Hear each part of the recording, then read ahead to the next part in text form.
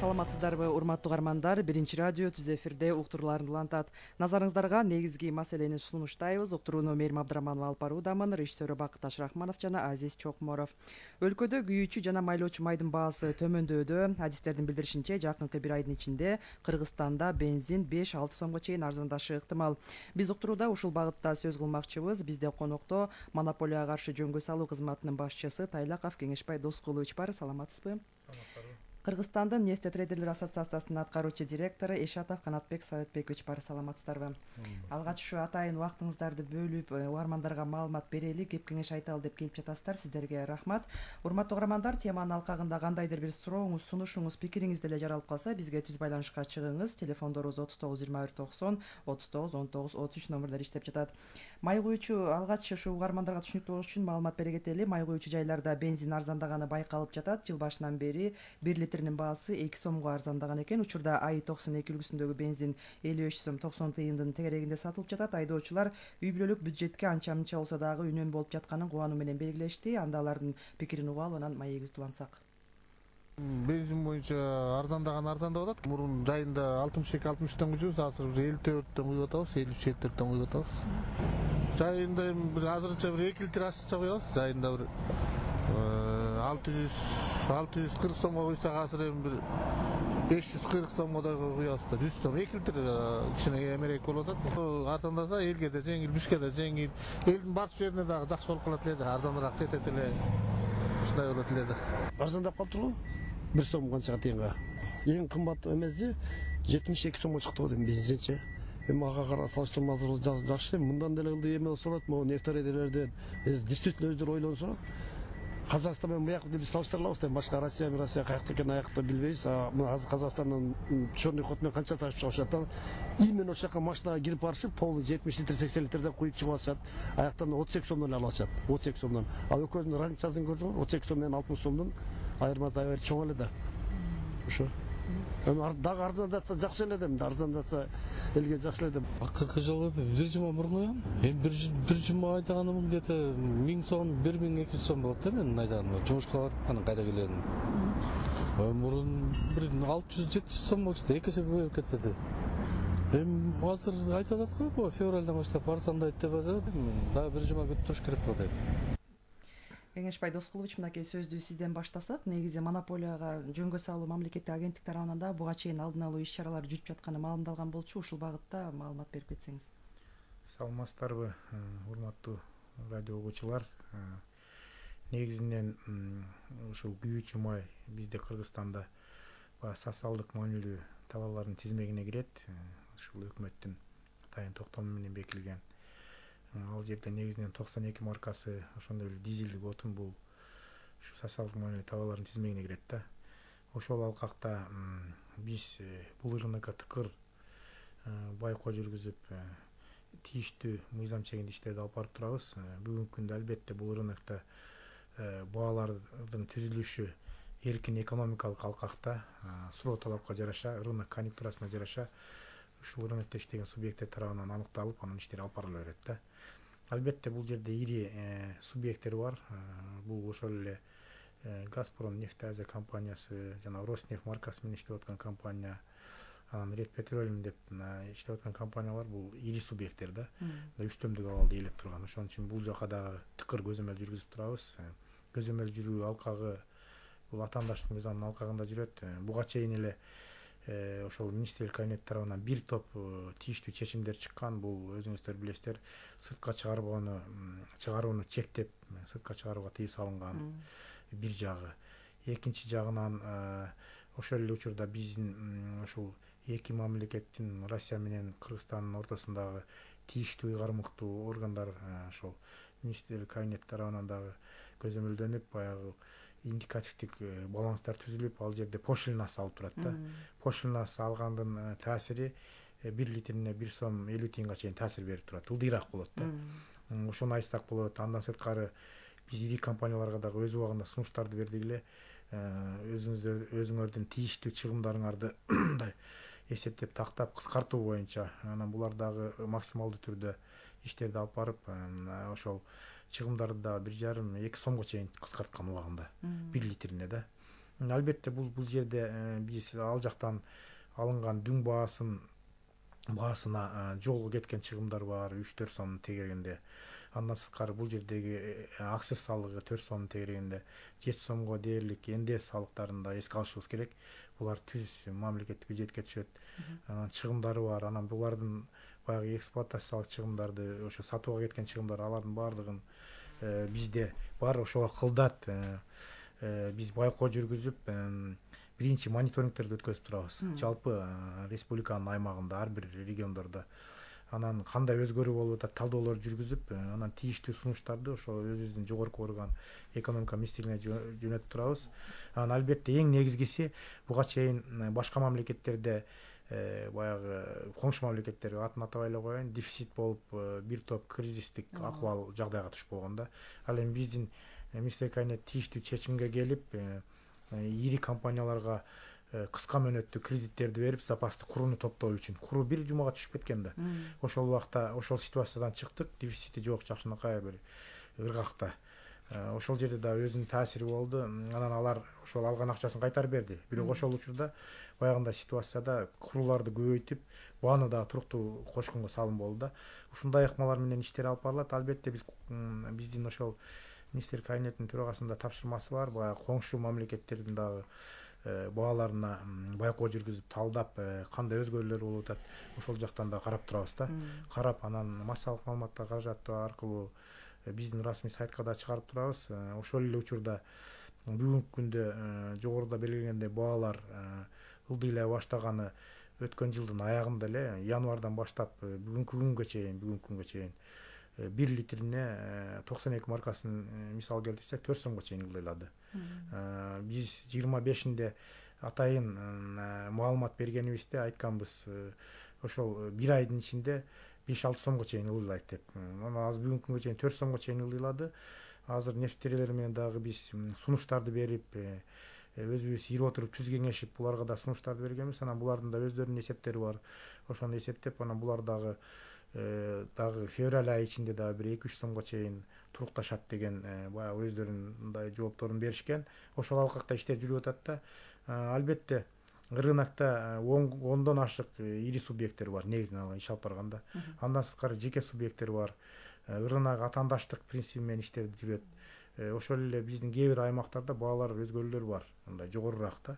Бул жол кире чыгымы. Анан бул жерде биз көңүл бөлүшүбүз керек. Ушул биздин дээрлик 80-85%быз алган ушу көлөмү бир жылда 1,3 миллион тоннадан 1,5 миллионга чейин керектүү болсо, ошонун дээрлик 85% Россия мамлекетинен бүгүнкү күндө алып келет да, ушу нефтередилер. Анан туруктуу иштер жүрүп атат. Бүгүнкү күндө башка мамлекеттерге салыштырмалуу да баалар бизде туруктуу, ошондой эле көзөмөлдө, өзгөчө биздин ошол мамлекет башчыбыздын министрлик кабинетинин да көзөмөлүндө. Мисал алсак, азыр нефтелер өздөрү деле салыштырат болуш керек. Буларда да маалымат бар, бизде дагы. Бизде бүгүнкү күндө башка мамлекеттерге салыштырмалуу ЕАЭСте эң ылдыйкы баа бизде да. Анан эми албетте биз буларга да сунуш бергенбиз убагында. Дистопливанын баасын көтөрбөгүлө, дистопливанын баасы өздүк наркы бир топ жогору. Бүгүн дагы 1-2 сомго жогору да. Анан ошол бензиндин эсебинен болсо да кармаңыздар деген сунуш бергенбиз. Анан кээ бир учурда массалык маалымат каражаттарынан бензин ылдыйлаптыр, мындай айырмачылыгы тигиндей деген да сөздөр чыгып атпайбы? Анан ал жерде айтар элем, жанагы чыгымдарды эске алыш керек. Салыгы, жолго кеткен чыгымдар, эксплуатация ушуларды кошкондо түз эле чыгымдар 20 сомго чейин дээрлик да. Ошолорду эске алуу менен иштерди алып барабыз. Анан бизде негизинен алганда бул маселени биз аптада эмес, күнүнө көзөмөлдөп турабыз азыр. Биздин жазы талаа иштери алдыда, ал жактан дагы иштерди алып барышыбыз керек. Ушундай ыргакта иштер жүрөт. Буюрса биз тийиштүү маалыматтарды чагылдырып атабыз күн сайын кандай өзгөрүүлөр болуп атат. Бизде региондор боюнча маалымат бар. Ошол эле ар бир райондо, областтарда канчадан сатылып атат. Ошол жагына да көзөмөл бөлүп атабыз да. Жакшы. Канатбек Саатбекович, мынакей бензиндин баасы дагы 5-6 сомго чейин арзандайт экен деген маалыматтар болуп атат. Ушул багытта маалымат берип койсоңуз, ушул чынбы? Анан дүң базарда абал кандай болуп атат? Рахмат, ушундай элге түшүндүрүп бергенге мүмкүнчүлүк түзүп берип атасыздар сиздерге биринчиден. Ал эми биздин угарымдарга айтат элем, бул баягы Кыргызстанда биз мурун деле баягы массалык маалымат каражаттарын айтып атпадыкпы? Ошол декабрь, январь айларында бизде жылыга эле баягы сезондук баягындай бир арзандоолор болот да. Ар дайым эле ошол Россияда жайгашкан нефти кайра иштетүү заводдордо ошо декабрь, январь айларында суроо талап азаят. Анан алар болсо баягы бааларын арзандатып баштайт да. Бизге берген дүң баалары декабрь айында бир көп деле болгон жок, бирок бир аз болсо да арзандады да. Анан биз мына Кеңеш бай Досулович менен биз айына 1-2 жолу сөзсүз түрдө жолугуп, ушул жерде мына мунай базарында кырдаал кандай болуп атат, дүң баалар кандай болуп атат. Биздин мына туура айтып кетти, 5-6 ири компаниябыз бар. Алар дээрлик эле мына Кыргызстанга келип аткан мунай заттын бир 90% чейин алар алып келип камсыз кылып берет да биздерге. Анан Кыргызстандын ичинде көп орто жана майда жеке ишкерлер бар, фирмалар бар. Ошолорго бул жерде Кыргызстандын ичинде орто, анан кийин майда дүң менен баардыгына камсыз кылып берет да. Ошол компаниялардыкы, мисалы үчүн мына Кеңешбай Досулович айткан жок, биздин ошол компаниялардан баягы 2 айга чейинки корлорду кармоого талап кылышат да. Ошол корду кармап иш алып барышат да. Ошон үчүн баягы баарына баягы түшүнүктүү болуш үчүн ар бир компанияларда, ири компанияларда 1 айлык, 1,5 айлык, 2 айлык корлору бар. Алар ошо 1 ай, 2 ай мурун сатып алган баягы запастар да, мындай айткандачы. Ошон үчүн биз баягы кымбаттап турганда деле, анан арзандап атканда деле биз кескин түздө бааны жогорулатпай, жылдатпай элебиз да. Анткени баягы корлордун эсеби менен орто эсеп баягы ар бир литрдин наркын чыгарабыз да, ошого жараша ылдыйлоо болот да. Мисалы үчүн декабрь айынын башында эле биз чогуу отуруп бир мындай кеңешкенбиз, ошого жараша декабрь айында бир аз гана арзандоо болгондуктан биз 1 сом, 1,5 сомго гана арзандатканга үлгүрдүк. Ал эми январь айында заводдордо, Россиядагы заводдордо 20%га чейин баягы дүң бааны түшүрүп беришти. Ошонун эсебинен мына январь айынын ичинде мына биздин ири компаниялар бүгүн байкасаңыздар чекене баалар январь айында эле 4 сомго арзандады. Анан бул көрүнүш бүгүнкү күндө мына февраль айында дагы улантылат. Анткени биз баягы ушул айларда компаниялар чоңураак көлөмдө баягы күйүүчү майлоочу заттарды сатып алышты да. Алар бүгүнкү күндө Кыргызстанга келип атат, баягы алгач калгандар. Ал эми кээ бирки баягы көлөмдө материалдар бүгүнкү күндө жолдо да. Ошого жараша биз айтып атабыз, мына мындан ары дагы февраль айында 2 сомго чейин арзандоо болот. Бирок тилекке каршы ал заводдор баягы мурун экономикабыз мындай стабилдүү убакытта алар айына 1 жолу гана дүң бааларды бизге көрсөтчү. Ошого жараша 1 ай ичинде биздин компаниялар контракттарды түзүп ташып келчү да. 2020 жылдан бери бул таптакыр өзгөрүп калды дагы. Азыр заводдор жума сайын, 10 күн сайын бааларды өзгөртүп турат. Бирок ар бир алган ал жактагы партия бул жака келгичеңди мына монополия жоңго салуу кызматы тарабынан биз тыгыз иштейбиз. Алар ошолорду ар бир партияны көзөмөлдөп, кандай кайсы баа менен келди, биздин баягы чыгымдардын баарын толугу менен билишет. Ошого жараша баягындай кээ бир жерде сөз болуп атпайбы? Өтө эле чоң үстөк пулдарды үстүнө кошуп, аябай эле көп киреше көрүп атат деген андай көрүнүш жок. Анткени мына мамлекеттик кызматтар менен биз тыгыз иштейбиз. Анда жол бербейт бүгүнкү күндөчү. Анан февраль айына мына бүгүнкү күндө айтып атышат, дагы бир 10%га жогорулоо болот депчи. Бирок эгерде ушул эле 10% менен дагы андан ары сакталып кете берсе, бизде баягы баа 2-3 сомго чейин сөзсүз түрдө төмөндөйт. Бирок тилекке каршы март анан аркы айларда кандай болорун биз айта албай атабыз. Анткени баягы ошол алардын дүң баалар кантип көлөмдө болот, ошого жараша Кыргызстандын ичинде чекене баа түзүлөт да. Ал эми бул бензин группасы боюнча болуп атат да. Тилекке каршы дизель отуну боюнча баа арзандабай эле турат. Мына туура баарын айтып кетти Кеңешбай Доскулович. Эгерде былтыр май айында бензиндин мына 92 үлгүсүндө бензиндин баасы 63 сом болуп атса, бүгүнкү күндө 54 сомго чейин түштү да. Ал эми дизель отыны боюнча үч өзгөрүүгө болгон жок, бир аз 70 тиын 1 сомго чейин гана арзандоолор болду да. Мисалы азыр жазгы талаа жумуштары жатпайбы, 2 жуманын ар жак бер жагына башталат да, анан сиздер Айыл чарба министрлиги менен алар кандай көлөмдү сурап атышат же ушул багытта иш кандай болуп атат? Ооба, алар баягы өздөрүнүн жыл сайын ушул маалда алып келишет документтерин. Быйыл деле сүйлөшүүлөр болду. Мына эртең бүрсү күнү биз ошол келишимге кол коебуз. Толук расчетторун кылат. Бирок мында айтып койсом, акыркы 4-5 жылдын ичинде эле баягы 120-140 миң тонна тегерегинде эле болот. Анын теңи азыр мына жазгы талоо иштер, жазгы талаа иштерине керек болсо, анын теңи болсо кийин күзгү баягы жыйын иштерине керек болот да. Ошонун дээрлик 90-95% дизель отыны, бензин бир биртке гана керек болот. Ошол биз толугу менен камсыз кылып бере алабыз. Биздин ири компаниялар, биздин ассоциация мүчөлөрү толугу менен камсыз кылып беребиз деп кепилдик алат. Анан мурун жылында эле биз дүң баадан 1 литрине 40 тыйындан арзандоо менен кичине жеңилдик болсун деп ошондой эме көргөзөт да, мындай жардам көрсөтөт. Бирок быйылкы жылга кандай болот, биз мына кол койгондон кийин дагы маалымат беребиз. Кандай немелерде болду депчи. Биз эле ар бир мисалы бизди угуп жаткан деле дыйкандардын тилеги ушу күйүүчү май кымбаттап кетпесе экен, жазгы талаа жумушу башталганда депчи. Анан ушуга сиз адис катары кандай баа азыр кымбаттап кетпейби, коркунуч жокпу? Жок, андай кепилдик бере албайбыз. Биз адис катары айткандачы, мына сиз туура айттыңыз, февралдын орто ченинде эле бизде түштүк региондордо, мисалы үчүн Баткенде, Ошто, Жалал Абадта жазгы талаа иштери башталат. Жылына эле биз байкап атабыз да. Андан тышкары бүгүнкү күндө Россиядагы заводдор деле айтып атат, Өзбекстан менен Тажикстан деле биздин коңшу мамлекеттер бүгүнкү күндө жазгы талааларына даярданып, алар деле ошол дизель отунун көбүрөөк көлөмдө талап кылып атышат да. Эми ал жерде базар экономикасы болгондуктан кийин суроо талап жогорулаган сайын эле заводдор баягы бааны көтөрүп баштайт да. Ошо андан тышкары айтып кетким келет, өзүңөр байкасаңыздар керек, мына Казакстан биздин жакынкы кошуна акыркы 5 жылдын ичинде 18 жылдан бери толугу менен өздөрү камсыз кылып келген да.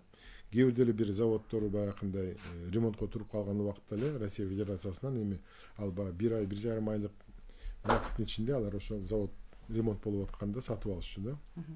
Ошол маалда кескин түрдө баалар көтөрүлүп баштаганда, ал эми быйыл болсо кырдаал башкача болуп атат, өзүңүздөр байкап атасыздар да. Биздин эле жакынкы мына кошунабыз Өзбекстанда жакшы мындай көрүнүш болгон жок, алардыкы баягы кризис болду да.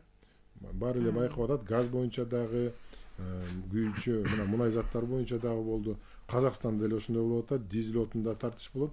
Анан Казакстан мына 5 жылдан бери толугу менен өзү камсыз кылып келген мамлекет быйыл Россия Федерациясы менен алар деле бизге окшоп баягы индикативдик баланстарга кол койду да.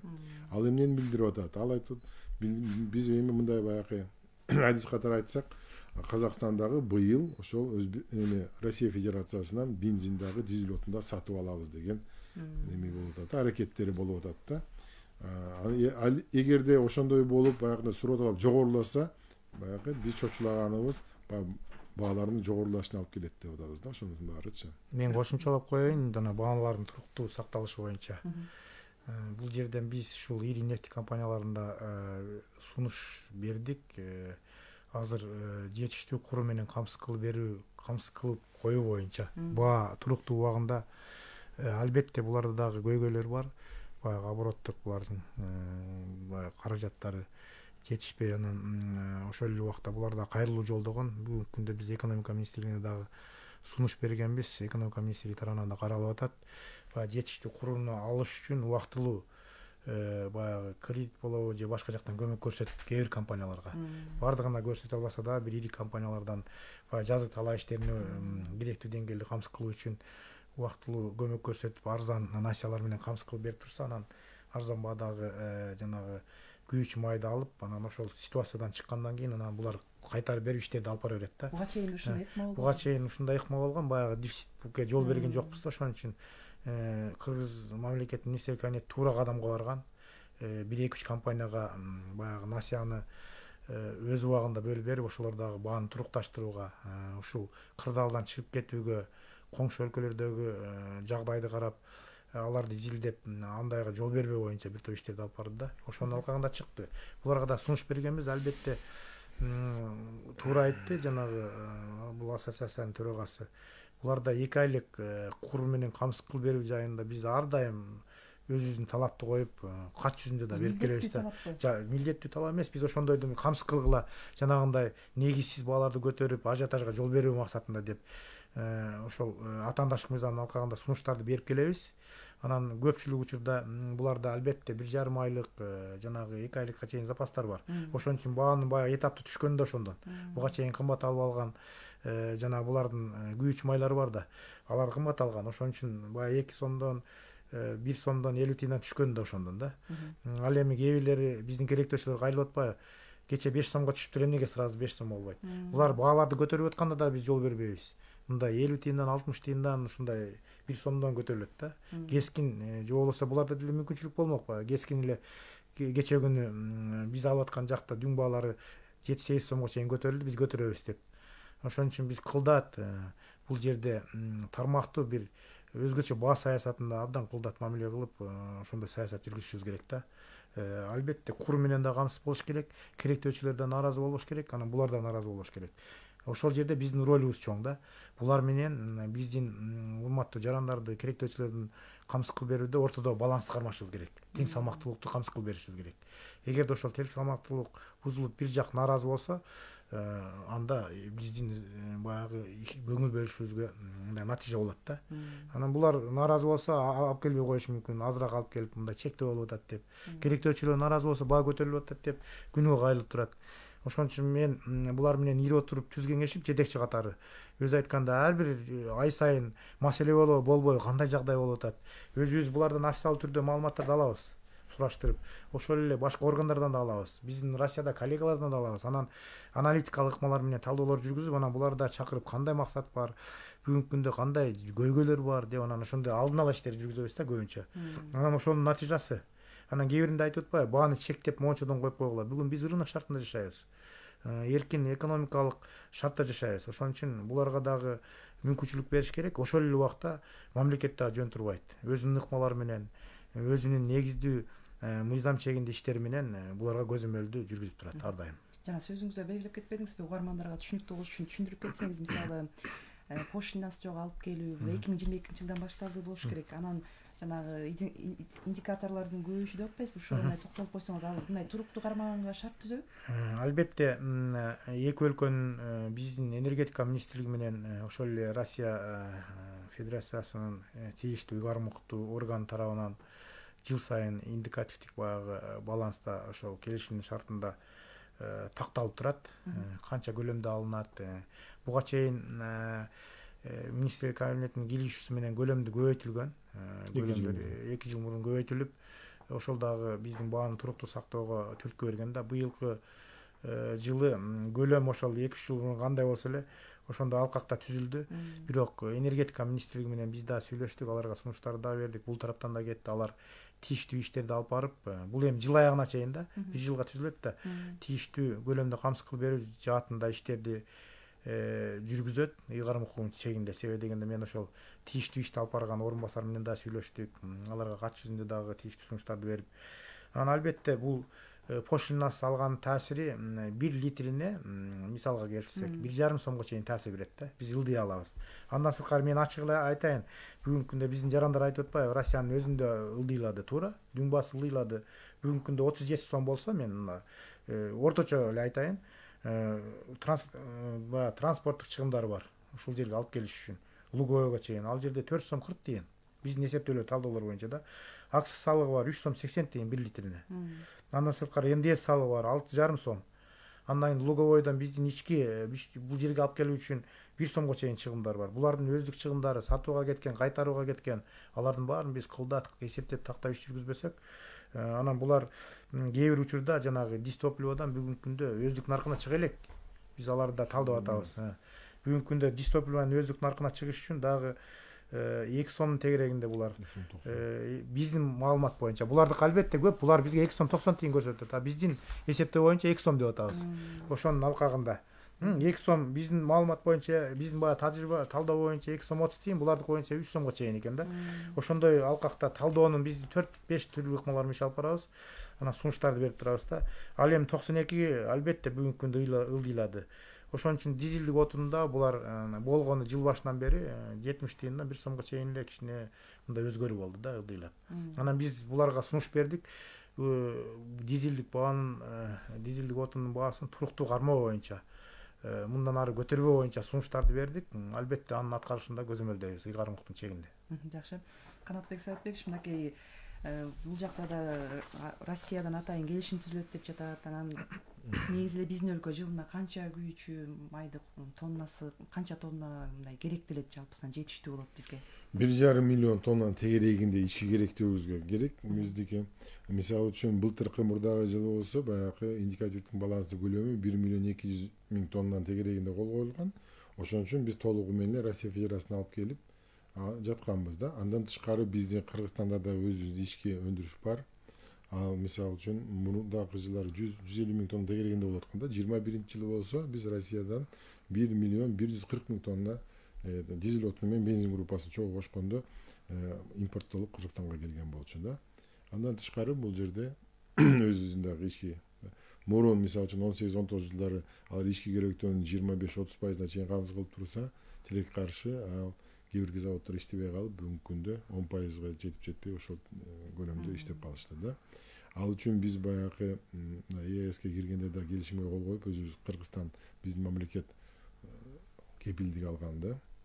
Биздин Кыргызстан ичинде жайгашкан нефти кайра иштетүү заводдорду толугу менен баягы модернизация кылып, жаңы заманбап жабдуулар менен жабдуулап туруп, биз жакшы баягы экологиясы жогорку, сапаты жогорку мындай заттарды чыгарганга кепилдик алганбыз да.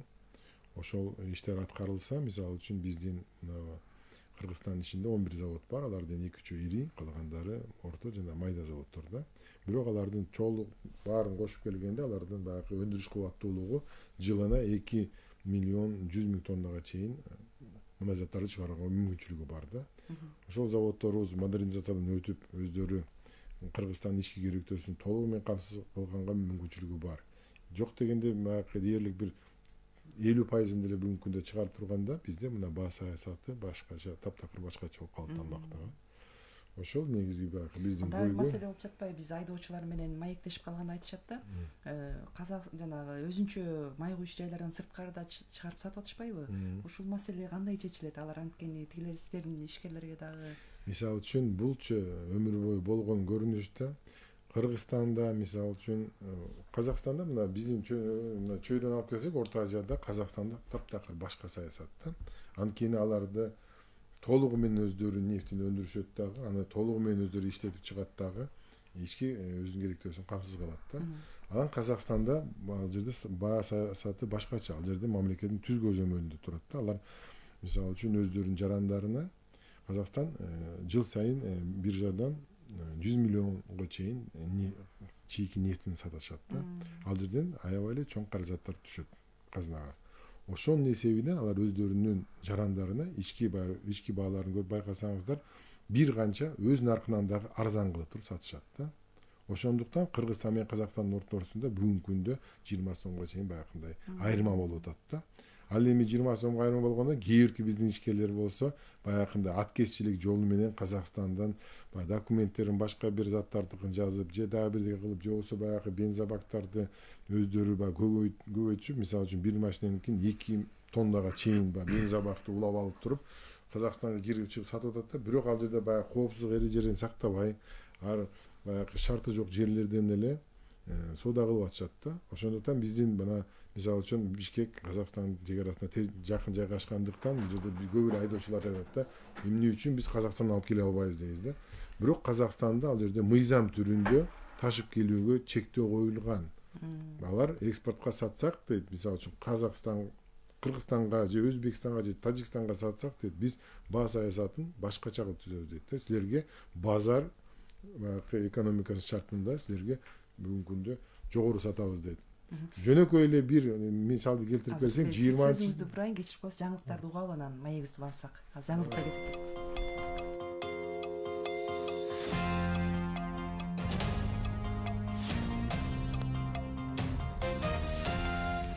Назарыңыздарда жаңылыктардын кезектеги чыгарылышы. Министрлер кабинетинин төрагасы Акылбек Жапаров Индиядан келген инвесторлордун делегациясын кабыл алды. Инвесторлор белгилегенде сунушталып жаткан медициналык камсыздоо системасы биринчи кезекте каржылоо жагынан айырмаланат. Ага медициналык кызмат көрсөтүү гана эмес, медициналык мекемелерди оңдоо, жабдууларды сатып алуу жана чет элдик кесиптештер менен тажрыйба алмашуу аркылуу медициналык кызматкерлердин квалификациясын жогорулатуу да камтылат.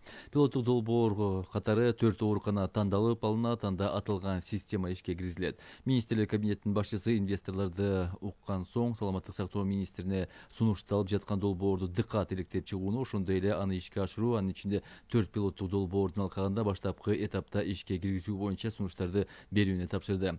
Акылбек Жапаров бул система аз камсыз болгон үй бүлөлөр жана калктын социалдык жактан аяр катмаруу үчүн мүмкүн болушунча ийкемдүү жана жеткиликтүү болушу керектигин белгиледи.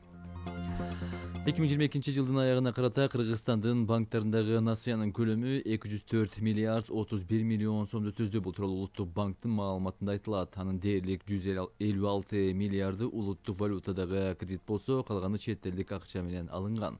Бул рекордтук көрсөткүч. Акыркы жылдары насыялардын көлөмү өсүүдө. 2017 жылдын жайында 100 миллиард сомдон, 2020 жылдын мартында 150 миллиард сомдон ашкан. Өткөн жылы кредиттин көлөмү 22 миллиард сомдон ашык өскөн.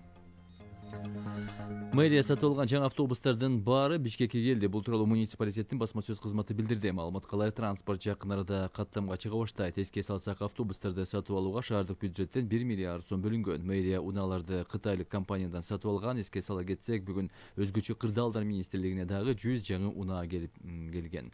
Тиешелүү мекемелерге техникаларды тапшыруу эсеми эртең 1 февралда президент Садыр Жапаровдун катышуусунда өтөт. Буга байланыштуу Борбор шаардагы Чүй проспектиси транспорт кыймылы үчүн эртең дагы жабык болоорун милициянын кайгылуу кызматы кабарлады. Маалыматка ылайык, чектөө Панфилов көчөсүнөн Эркиндик бульварына чейинки аралыкка киргизилген. Ошондуктан бүгүн эртең автоайдоочуларга маршрутун алдын ала пландап алуу сунушталат. Бишкектиктер февраль айынан баштап таштанды чыгаруу үчүн төлөмдү жаңы тариф менен төлөй баштайт. Бул тууралуу Тазалык муниципалдык ишканасынан билдирилди. Маалыматка ылайык, мындан ары таштандыга теричилик керектөөчүлөр үчүн 1 адамга 41 сом, чарбалык субъекттери үчүн куб метри 361 сом, пенсионерлерге жеңилдик менен 1 адамга 22,5 сомдон алынат. Токтогу суу сактагычына куйган ири дарыяларга балыктар кое берилди. Бул тууралуу жаратылыш ресурстары, экология жана техникалык көзөмөл министрлиги кабарлады. Министрликтин маалыматына ылайык, Токтогул, Торкен, Чычкан жана Узун Акмат дарыясына балыктын 2 түрү кое берилген. Кыргызстанда балдарды мектепке электрондук каттоо 10 апрелде башталат. Билим берүү жана илим министрлигинен билдирилгендей, биринчи этапта балдарды мектепке микроучасток боюнча каттоо жүрөт. Ал эми электрондук каттоонун экинчи этабы болжол менен июль айында башталат. Валюталар курсу менен таанышып алыңыздар. 1 Америка доллары 86 сом 15 тыйын, евро 93 сом 74 тыйын, рубль 1 сом 22 тыйын болсо, тенге 18 тыйынга бааланууда. Синоптиктердин эртең күнгөргө маалыматы менен тааныштыра кетсек, эртең 1 февралда Чүй областында түнкүсүн 1-6 градус суук, күндүз 5-10 градус жылуу, Талас областында түнкүсүн 3-8 градуска чейин абанын температурасы төмөн болсо, күндүз 4-9 градус жылуу болушу күтүлөт. Ош, Жалал Абад жана Баткен областарында түнкүсүн 4 градус сууктан 1 градуска чейин жылуу болсо, күндүз 5-10 градус жогору, ал эми ысык көл аймагында түнкүсүн 1-6 градус суук, күндүз 0-5 градус жылуу. Нарын областында түнкүсүн 13-18 градус, күндүз 0-5 градус суук болсо, эртең Бишкек шаарында жаан-чачын күтүлбөйт. Абанын температурасы түнкүсүн 3-5 градус суук, күндүз 7-9 градус жогору.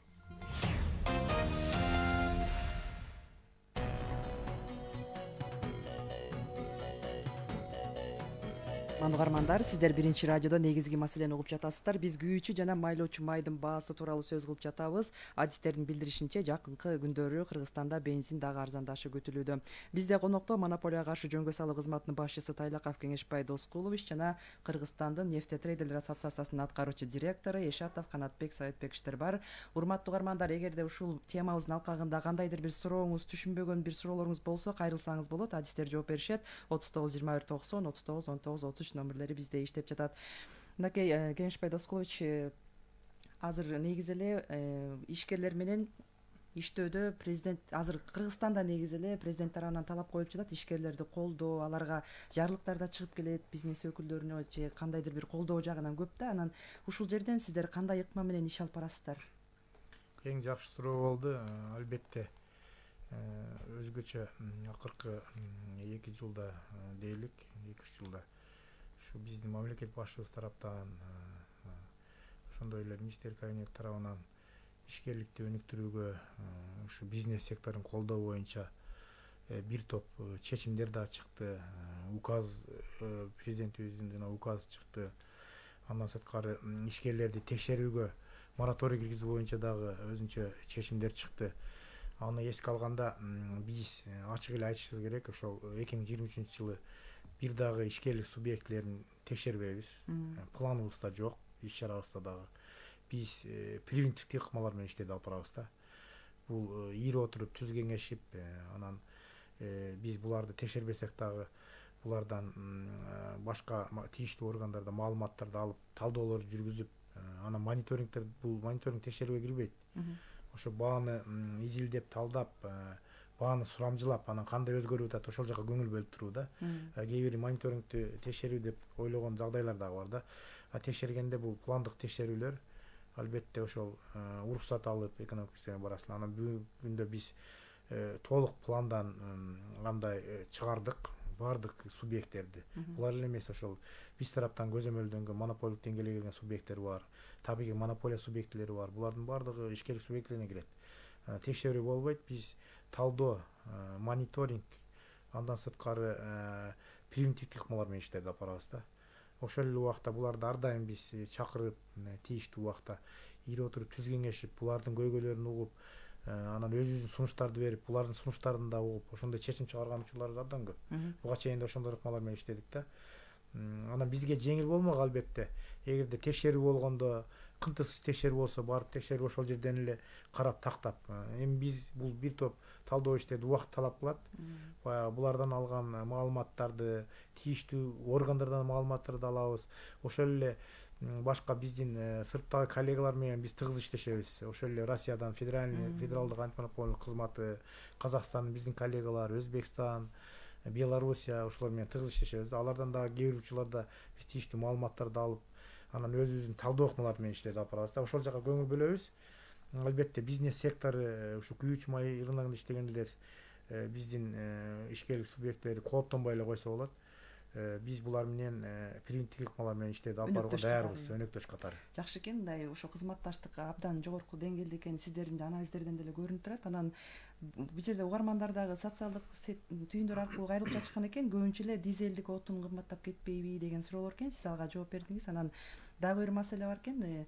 Май куюучу жайларда бизге жеткирбей куюшат майды дегендей дооматтар бар экен. Ушу канчалык чындык дейсиз?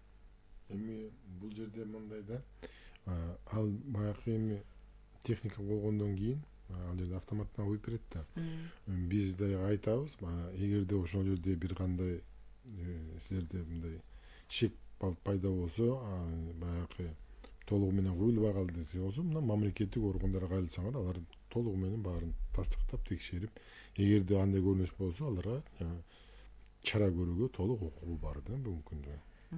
Мен кошумчалап коеюн, метеорологиялык көзөмөл деген тармак бүгүнкү күндө жакынкы убактарда бизге өткөн. Ошол булар баягы стандарттан өткөзүп турат да, баягы өлчөө бирдиктерин келгенде кандай болуш керек. Анан биз аларды тийиштүү кайрылуулар түштү бир топ жарандардан. Ошол убакта бир топ компанияларды текшерип, чынын айтканда жоопко тарттык мыйзам чегинде. Бүгүнкү күндө биз ошол тармактан эле бюджетке 1 миллионго жакын чегерүүлөрдү кылдык да. Жалпысынан алганда бюджетке быйылкы жылы 172 миллион чегерип, керектөөчүлөргө 16 миллиондон ашык кайтартып бердик биздин чечимдер менен. Ошонун ичинен 1 миллионго жакыны ушул сиз айтып өткөн жагдайлар боюнча да. Биз айып пулдарды салып көптөгөн компанияларга, мен атын айтып койсом, биз бир 3-4 компания негизги биз жоопко тарттык да. Анан албетте азыр баягы текшерүүгө мораторий, ошон үчүн текшербейбиз, бирок ошол эле убакта булар менен баягы түшүндүрүү иштерин жүргүзүп, ушул тармактан дагы түшүндүрүү иштерин жүргүзүп, анан өзүбүздүн сунуштарды берип, анан сунуштарды аткарбаган учурда албетте биз эскертмелерди беребиз, предписанияларды. Предписанияларды да аткарбаса, албетте биз мыйзамда белгиленген тартипте штраф белгилерин колдонобуз. Бүгүнкү күндө ошол жака да көңүл бөлүп атабыз. Андан сырткары биз апта сайын мониторинг өткөзгөндө дагы ошол жака көңүл бөлүп атабыз. Андан сырткары баалар илингенби, аларды да көзөмөлдөп турушубуз керек. Же болбосо булар өзгөртүп атабы, же каалаган баасын коюп керектөөчүлөрдү баягы заблуждать этип атабы, ал жака да көңүл бөлүп атабыз да. Бардык тараптан иштер кетип атат. Жакшындагы күйүүчү, майлоочу майынын баасы менен катар эле азык түлүк баасы да албетте байланыштуу эмеспи. Анан ушул багытта суроом келип жатат да, бизде азык түлүк коопсуздугу кандай, азыр бардыгы жайындабы, ушул багытта маалыматтар берип койсоңуз. Албетте бүгүнкү күндө ири экономикалык өзгөрүүлөрдүн шартында дүйнө жүзүндө, ошол эле ЕАЭС мамлекеттеринде, ЕАЭП мамлекеттеринде, ошол эле биздин коңшу мамлекеттерде, анын ичинде биздин Кыргызстаныбызда дагы ушул жагдайга бүгүнкү күндө тийиштүү азык түлүк менен, курум менен камсыз кылуу боюнча, алардын бааларын туруктуу кармоо боюнча өзгөчө көңүлдө. Бул тууралуу убагында эле тийиштүү чечимдер кабыл алынган. Ал чечимдерди массалык маалымат каражаттары аркылуу, сиздер аркылуу керектөөчүлөргө жеткен. Мисалга алсак, салыктык жеңилдиктерди берди. Ошол эле өсүмдүк майына, баягы буудай азыктарды сырттан алып келип бизде кайра иштетет да. Ошону салыктык НДС салыгы 12% да. Нолдук деңгээлде бүгүнкү күндө ошондой жеңилдиктер менен бир топ чечимдерге барды министрлер кабинети. Андан сырткары биз жаңы ыкмага өттүк бүгүнкү күндө. Булар менен макулдашуулар түздүк алдын ала. Жанагындай булар бизнес сектор болгондон кийин текшерүүлөр жок, макулдашуулар түзүп койдук. Ошол эле ун чыгаруучулар ассоциациясы менен булар бааны негизсиз көтөрбөйт, тийиштүү курум менен камсыз кылып берет. Анан бааны көтөргөндө дагы негиздеп биз дагы карап турабыз, мониторинг өткөзүп, анан көтөрөт да. Ошол эле убакта кум шекер боюнча дагы биз мындай макулдашуу түзүп койгонбуз. Ири кайыңдык компаниясы менен, ири соода түйүндөрү менен, анан биздин ортобузда жанагы 78 сомдон сатылып атпайбы? Ошол макулдашуунун алкагында да. Булар ошондон көтөрбөйт, сатат биздин жарандарга. Ушундай ыкмалар менен иштерди алып барып атабыз да. Андан сырткары ошол эле негизги азыктарды сыртка чыгарбоо боюнча да чечимдер бар. Аны эске алышыбыз керек. Азыр кайсы азыктарга тыюу салынган? Азыр мисалы үчүн ошол эң негизги азыктар бүгүнкү күндө азык түлүк коопсуздугунун алкагында 9 азык мисалы үчүн кирет да. Бул ундан тарта, өсүмдүк майы, кум шекер жана башка. Ошол эле убакта өкмөттүн чечими менен социалдык маанилүү товарлар бар, алар 14. Бүгүнкү күндө жалпы алганда 14 бул баягы эттин деле 3 түрү бар да. Алардын баягы күйүүчү азык эле эмес, жанагы күйүүчү май, көмүрлөрдү кошкондо жалпысынан 25. Анан биз азыр жаңы сунуш киргиздик. Ошону бир 14-кө 16-га чейин кыскартуу боюнча баягы кээ бир убактарда бул жерге жанагы туз, чай азыктары да кирип кеткен да. Ошону баягы негизги азыктарды калтыра деген сунуш бергенбиз. Бүгүнкү күндө экономика министрлиги тарабынан каралып атат бул.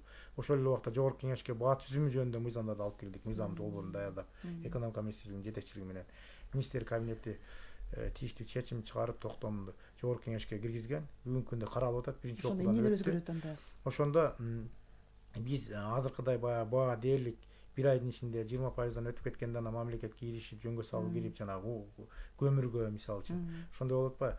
Ошол жерде бир топ эрежелер кирди. Мисалга алсак, кайсыл убакта жөнгө салуу кирет. Азык түлүк баягы кризис, коопсуздук убагында жөнгө салуу кирет. Ошол эле убакта ЧС убагында. Ошол эле убакта үчүнчүдөн баягы мамлекет тарабынан салыктык жеңилдиктер берилип атпайбы? Бирок көп учурда ири соода түйүндөрдү салыктык жеңилдиктерге барып атат да, анан рыноктарда баа ошол эле боюнча 12%га ылдыйлаган деле жери жок да. Ошол убактарда дагы биз тийиштүү талдоолорду өткөзүп, таасир берүү керек учурда биз кайрылабыз экономика министрлиги. Экономика министрлиги жөндүү деп тапса, биздин баягы жөнгө салуу киргизип берип, анан бааны көзөмөлдөйбүз да. Бүгүнкү күндө азык түлүк коопсуздугу боюнча матрезервтер системасында да бирден механизм иштеп атат. Баягы тийиштүү көлөмдөгү негизги азыктарды матрезервте кампасында жетиштүү, ал купуя сырлуу маалымат менен сакталат бүгүнкү күндө. Ошол эле өсүмдүк майы, кум шекер, буудай азыгы жана бир топ азыктар жетиштүү. Баа кескин көтөрүлгөн убакта алар дагы өзүңүздөр билесиздер, былтыркы жылы бир топ райондорго чейин сатышты алып барып ылдыйкы баада. Бүгүнкү күндө да биз бааларын белгилеп бердик, алардын баасы да бизде көзөмөлдө. Бир топ ылдыйкы баада белгилегенбиз. Ишкерлик субъектилери баа кескин көтөргөндө ошол жерден алып рынок толтурууда өзүнүн баягы интервенциялар жүргүзүп кызматын көрсөтсө болот да. Андан сырткары айыл чарба министрлиги тарабынан дагы айыл чарба министрлигине өзгөчө көңүл бөлүнүп, бир топ каражаттар бөлүндү бюджеттен. Ал жактан да иштер кетип атат. Башкача айтканда бул биринчи бүгүнкү күндө эң негизги маселеге чыкты да. Ошон үчүн тийиштүү куруу менен биринчи жетиштүү деңгээлде камсыз кылуу, экинчиси бааны негизсиз көтөрбөй алдын алуу иштерин жүргүзөбүз да. Албетте бүгүн көмүргө дагы жөнгө салуу кирген. Өткөндө суук болгондо чүй да кымбаттап кетти. Тийиштүү иштерди алып бардык. Суук болгондо албетте бизде дагы негизинен кээ бир кара ниет ишкерлерибиз болот экен. Ошонун арасында ошолор убакыттан баягы пайдаланып, ошол маалдан пайдаланып, бааларды көтөрүп акча таба алайын деген болду. Бирок андайга жол берген жокпуз. Бүгүнкү күндө биз белгилегенбиз баардык аймактарга бааларды 560тан ашык уведомление бердик. Албетте ошонун ичинен 140 мыйзам бузуу аныкталды республика боюнча. Ал жерге биз тийиштүү өзүбүздүн чечимдерди чыгардык, предписание менен эскертме. Аларды дагы аткарбаган учурлар болду. 35 учурда аларга айыппул салдык. Мыйзамда белгиленген тартипте жеке жактарга 3000 сомдон, юридикалык жактарга 13000 сомдон айыппулдарды салып, анан жерлерде милиция органдары менен, салык органдары менен, монополияга каршы кызматы, жергиликтүү бийлик менен жумуш топторду түзгөнбүз. Ошолор күнүнө жөнгө салынып алкан 90 күнгө кирген. Бул февраль ичи дагы уланат бул иштер. Буюрса, февралдын өзү 2-синде 3-үндө бүтөт. Андан кийин дагы биз баягы тийиштүү принциптик ыкмалар менен иштерди алып барабыз. 90 күнгө кирген да. Ушундай ыкмалар менен иштерди алып барып атабыз. Бүгүнкү күндө Ошто да бир окуя болуп, бааны 10.000 чыкты деди. Ал жерден биз ошол эле жагдайды эске алып барып, эки баягындай ушундай ишкер бааларды 10-11 миңге көтөрүп ийген экен. Аларга штрафтарды колдонуп, анан көмүр чыгаруучу ири ишкана бар көмүрдү ошол жеринен Перетикол деген Ошприм. Анын жетекчиси менен сүйлөшүп, албетте жергиликтүү бийликтин баягы колдоосу менен, анан ички рынокко 6.000ден бүгүн саттырып атабыз. Ал жерде чүйдө дагы көтөрүлүп кеткен. Чүйдө дагы бүгүнкү күндө баягы Кыргыз көмүргө энергетика министрлигине биздин мамлекет башчысы тапшырма койгон. Бизди көзөмөлдөп, алар дагы жеткиликтүү баада баягы камсыз кылып берүү жагы боюнча ал жактан да иштер кетип атат. Күнүгө рейдтер жүрүп атат. Негизи туура көмүр боюнча баягы жүрүп аткан ишти чындыгында эле белгилеп коюш керек. Көмүр боюнча абдан жакшы баалар кармалды. Быйыл кышында дагы деле кармалып жатат. Анан дагы бир маселе бул негизи эле сиздер баягы бааны көзөмөлдөгөндө башка мисалы мамлекеттик органдар менен, ассоциациялар менен иш жүргүзөбүз деп жатпайсыздарбы? Ошондо мисалы көбүнчө күйүүчү май боюнча алганда ишкерлер тараптанбы, ассоциация тарабынан көбүнчө кандай сунуштарга туш болосуздар да? Мындай сиздерге талап коюшабы же? Албетте бул жерде туура белгиледиңиз, ассоциация тарабынан убагында бизге сунуш кирген. Бизге эле эмес, министрлик кабинетине, экономика министрлигине баалар кескин көтөрүлүп, курулар жетишпей атканда булар салыктык жеңилдиктерди берүү боюнча сунуш берген. Ал жактан андай жеңилдиктер берилген жок. Эми булар сунуш берет, бирок ошол убакта ушундай кырдаал болуп калганда, салыктык жеңилдиктерди бербей, жанагындай ылдыйкы насыяларды берип анан ошол ситуациядан чыктык да. Булар айткан кошумча нарк салыгынан же акча салыгынан убактылуу баягы кырдаадан чыккан бошотуп туруу боюнча. Себеби акча салыгы деле 4 сом да 1 литрине. Ал эми кошумча нарк салыгы 7 сом. Анан ошол убакта керектөөчүлөрдөн да баягы баалар кескин көтөрүлүп кетканда наразычылыктар көчкөн, ушундай сунуштар менен кирген. Анан кээ бир учурда булар сунуш берет, баягы баалар көтөрүлүп атат кескин. Анан сиздер болсо бизге эскертмелерди, предписанияларды берип туруп карма депсиздер. Аны биз кармай албайбыз. Бизде мындай өзүбүздүн объективный причиналарыбыз бар деп анализин жөнөтөт. Анан биз тактап эсептеп отуруп, анан буларды дагы жол бербешибиз керек. Баягы булар баягы пайда табып иш алып барыш керек да. Биз ал жагына да көңүл бөлүшүбүз керек. Ошон үчүн биз жанагы дистопливаны бааларын кармаңыздар дегенде биз айттык. Эмненин эсебинен дегенде баягы мисалы үчүн 95, 98 деген бензиндер бар да, маркасы бийик баягы акчалуулар алган. Ошолордун эсебинен аларды көтөрсөңүздөр да, муну көтөрбөңүздөр деген өзүбүздүн сунуштарды бердик да. Булар көп учурда өздөрүнүн биз кээ бир учурда айтабыз 5-6 сомго чейин мындай болуш керек деп. Анан кээ бир учурда булар жок, андай болбойт деп өздөрүнүн сунуштарын берет. Ирип отуруп түз кеңешип, албетте кээ бир учурда макул болбойт. Кээ бир учурларда биз предписанияны берип штраф салган учурларыбыз бар. Анан бул ассоциациянын төрагасы эми бул жалпы ошол жакты координациялайт. Анан көбүнчө бул киши менен акылдашып, тартипке чакырып аларды бул киши аркылуу дагы алардын өздөрүн да чакырып ушундай иштерди алып барабыз да. Урматтуу каармандар, эсиңиздерге сала кетели, бизде конокто Монополияга каршы жөнгө салуу кызматынын төрагасы Кеңешбай Тайлаков жана Кыргызстандын нефтетрейдерлер ассоциациясынын президенти Канатбек Эшатов бар. Азыр мынакей Канатбек мырза, негизи эле башка өлкөлөр менен да, башка өлкөлөрдө сиздерде анализ күчтүү экен да, башка өлкөлөр менен да анализ кылып турат экенсиздер, кандай болуп жатат, эмне болуп жатат, анан ушу коңшу өлкө, башка өлкөлөргө токтолсоңуз, бизде абал ушундай, мисалы угармандардын баары эле билбейт да, мүмкүн бизде эле ушундай болуп жатабы же башка жакта да. Жок, эми айткым келет да, баягы сөзүмдүн аягына чыгарып коеюн. Мисалы үчүн Казакстанда таптакыр башка кырдаал деп айтып атпайбынбы, алар өздөрү бааны коюп турушат. Ал жерде Мунайгаз деген улуттук оператор бар да. Ал айтып турат, мынча көлөмдө биз нефтини таптык. Ушунча миллион тонна сатылды биржадан. Мынча аябай чоң каражат түштү. Ошондуктан биздин элге жеңилдик болуш үчүн деп туруп өздөрүнүн жарандарына баягындай ылдый баада бекитип беришет да. Ошон үчүн биздин жарандар айтпай, эмне үчүн биз Казакстан албайбыз депчи. Казакстан алганга алар биринчиден мыйзам чегинде тыюу салынган, сатпайт.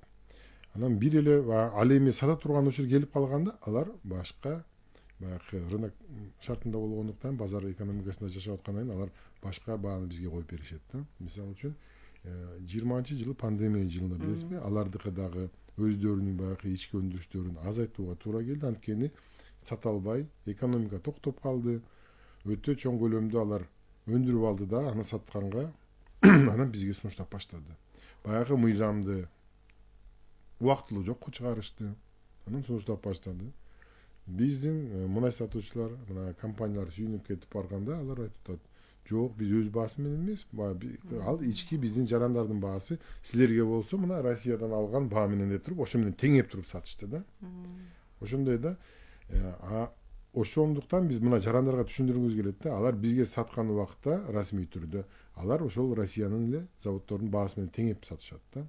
А Казакстан ишиндеги болсо алар мамлекет өзү баягы дотациялап ошол отраслды, мисалы үчүн баягы заводдордун чыгымдарын баягы айтып атам го, биржадан аябай эле көп көлөмдө чийки нефтин сатат деп. Ошол нефттен түшкөн каражаттын эсебинен баягы нефти кайра иштетүүчү заводдордун чыгымдарын алар толугу менен ордуна коюп коюшат. Башка мамлекеттердин ал эми биз эмне үчүн анализ кылып турабыз, анткени өзүңөр билесиздер, биздин коңшулар көбүрөөк алып баштаганда эле Россия Федерациясындагы заводдор болсо бааны жогортулап баштайт да. Ошондуктан биз ал жакта кандай кырдаал болуп атат экен, аны да баарын байкап турабыз. Бирок бүгүнкү күндө биз айтып атабыз, биздин жакынкы эле кошуналарды алып кетсек, Өзбекстанда бензиндин баасы 81 сом, бизде 54 сом. 92. Тажикстанда 65 сом, бизде 54 сом. Грузияда 92 сом, Молдовада 107 сом, Арменияда 109 сом болуп атат. Тажикстанда 71 сом болчу, жакын караларда алар 65ке түштү. 65ке чейин эң ылдыйкы баасы түштү, бирок кээ бир региондордо аларда деле 70. Мына 5-чи күнү биз анализ кылып алганда ошондой маалымат. Ал күн сайын эле өзгөрүп турат да. Ал эми мисалы үчүн дизель отуну боюнча көйгөй бардык эле мамлекеттерде ошондой болуп атат да. Мисалы үчүн Белоруссияда 81 сом, бизде 74 сом. Ал эми Өзбекстанда 91 сом, Тажикстанда 100 сом. Ошонун баасы да. Эң эле чоң мына Грузияда бүгүнкү күндө 115 сом болуп атат дизель отунун баасы. Биздин сомго чагып келгенде болуп атат да. Биз мунун баарын албетте карап турабыз, анткени мына Тажикстан менен Өзбекстан биздей эле абалда турушат. Алар деле ошо Россия Федерациясында. Бирок аларда бизде кымбат болгондуктан биз баягы ЯЭК алкагында биз бир союздабыз да, бизге поштунасыз келет да. Поштунаны мисалы үчүн Россияда Минэкономразвитие деп коет, экономиканы өнүктүрүү министрлиги алар ай сайын токтом менен бекитип турат да. Мисалы үчүн биз бүгүнкү күндө Кыргызстан сатып албай эле турабызбы? Алар ошол ввозной пошлинанын, акциздик пошлинанын баасын ар кандай кылып кое берет да. $2 түшүрүп коет, ал бир канча тыйын эле болот да, биз сезбей калабыз. Ал эми биз сатып алып баштаганда алар аны жогорулатып ийиши мүмкүн, $50 чейин, ал болсо бир 5 сомго чейин, 3 сомго чейин айырма бериши мүмкүн болот да. Ошондуктан биз мунун баарын карап турабыз. Анан айтып атпайбыз, жыл аягына чейин биздин энергетика министрлигиндеги баягы индикативдик балансты былтыркы жылдын деңгээлине чейин көбөйтүүгө биз сунуш дагы берип атабыз да, кат түзүнө да кайрылганбыз. Бул жерде дагы бир жагдай, жанагы министр кабинетинин чечими сыртка чыгарбоо боюнча, тыюу салуу боюнча. ошол биздин ички баягы бизде ички баа ылдый болуп атпайбы коңшу мамлекеттерге салыштырмалуу. Ошо сыртка чыгарып эми бизде ишкерлер бар да, кызыктар алып чыгып кетем деши мүмкүн. Ошон үчүн ушундай чечимге барган да. Сыртка чыгарбай ички рынокты жеткиликтүү баада, жеткиликтүү көлөмдө камсыз кылып берүү жаатына көңүл бөлүп анан чыгарган да. Ушуга көңүл бөлүшүбүз керек. Анан албетте кээ бир учурда айтып атат, азыр соцсеттерден да көрүп калып атам. Бүгүнкү күндө бизге дээрлик келген күйүүчү майдыкы 50-ден 55%га чейин эле баягы өзүнүн баасы түзөт. Калгандары салыктар жана чыгымдар кетет. Аны эске алышыбыз керек. Таасир бергенде дагы. Ошол эле нефтини дагы биз изилдеп, талдап көрдүк. Нефтинин баасы баягы структура деп коебуз. Ошо мисалы үчүн бир баррель нефтинин баасы бир эмесине $80 тегерек болсо, ошонун 10% эле жанагы эме болот да. Мисалы үчүн нефтинин бензинге кеткен чыгымда 10% эле нефтинин баасы болот. Калгандары салыктар. Көптөгөн салыктар, анан аларда төлөмдөр чыгымдарга кетет да. 10% эле ээлейт ошонун ичиненчи. Ошол жака да көңүл бөлүшүбүз керек. Анан кээ бир учурда нефти албетте бул негизги индикатор. Нефтинин баалары көтөрүлгөндө бензинге таасир берип турат. Ал дүйнөлүк алкакта болгон мындай эсептөөлөр да ошол таасир берип турат. Бирок ошол эле убакта өздүк наркты эсептегенде нефтинин салмагы болгон 10-15%дан тегереги да. Ушуну эске алышыбыз керек. Өзгөчө мына Россиянын эмесин эсептейбиз да бизчи. Анан казактардан туура алыш үчүн бүгүнкү күндө Казакстандан тыюу салынган, сыртка чыгарбоо боюнча чечими бар. Ошол эле учурда буга чейин эмне албайсыңар деши мүмкүн. Бизде ИАЭС алкагында, ИАЭП алкагында бирдиктүү ушул нефти продукт боюнча концепция, саясат 2025-жылдын 1-январына тарта ишке ашат да. Ага чейин ар бир өлкөнүн өздөрү бири-бири менен сүйлөшүү жолдору менен чечет. Ошон үчүн ошого кетип атат. 25-жылдан тарта бирдиктүү саясат болот бул алкактачы. Анан казактарга жана тыюу салганга чейин да буларда экспорттук пошлинасы бар болчу. Биздин биздин баягы ишкерлер алып келиш үчүн ошол пошлинаны төлөгөндө Россиянын бензининен көпкө түшүп калат да. Баасычы. Ошон үчүн ал жака да көңүл бөлүп, бүгүнкү күндө биз Россиядан алганыбыз туруктуу. Анан эки өлкөнүн мамилесин айтканда дагы маанилүү.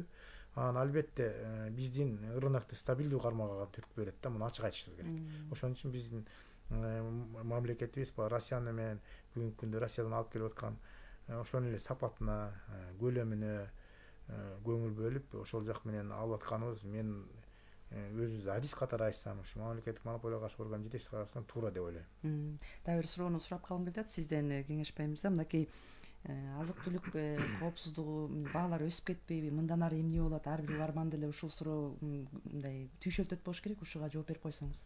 Албетте бүгүнкү күндө мамлекеттик органдар, тийиштүү органдар тарабынан, министрлик кабинет тарабынан тийиштүү чечимдер өз убагында чыккан. Жанагындай жеңилдиктер, тыюу салуу. Анан кээ бир учурда биздин урматтуу жарандарыбыз, керектөөчүлөр кооптонбой койсо, сезондук факторлор таасир берип калып атат да. Мына бүгүнкү күндө пияздын баасын айтып коеюн. Пияздын баасы кескин көтөрүлгөнүнүн себеби азыр суук болду биринчиден.